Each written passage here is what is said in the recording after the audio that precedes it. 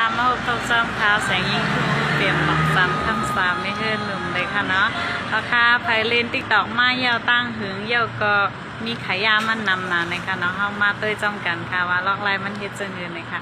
สองป้าพ่อมค่ะว่าพ่อมเยาวก็กดมาหัวใจเยาวก็กดติดตามเยาวก็กดคอมเมนต์ปันนำค่ะนะเอาค่ะมากันเต้ยจ้องกันค่ะออกค่ะอ่อนตั้งสุดก็เขามาดีนาติ๊กตอกเขาในค่ะเนาะเพราะเยาวก็มาดีขีด3 ขีดนะคะคือว่าดีขีด3 ขีดแล้วก็มาดีการตั้งค่านะคะนะความการตั้งค่าความเป็นส่วนโตวนะคะเนาะแล้วก็เลื่อนขึ้นมาตั้งในซื่อๆค่ะอันนี้ค่ะนะมันเดหานว่าพื้นที่ว่างอันวันนะคะนะจิ้มเข้ากับดีพื้นที่ว่างนะคะไปค่ะเต้ยค่ะแหละข้อมูลมันมีเป็นเกินได้2,000 ปลายนะคะเนาะอันนี้มีเป็น4,000 ปลายหลังคือพื้นตีมันเตะไรว่างนะคะเนาะเขาเลยล่างปันมันให้มันมดไซส์นะคะเนาะพยาก็เขาว่าจิ้มใส่ดีว่าล่างอันว่านะคะนะคะมีศูนย์ก็ยาวกับในล่างในอ่านค่ะนะ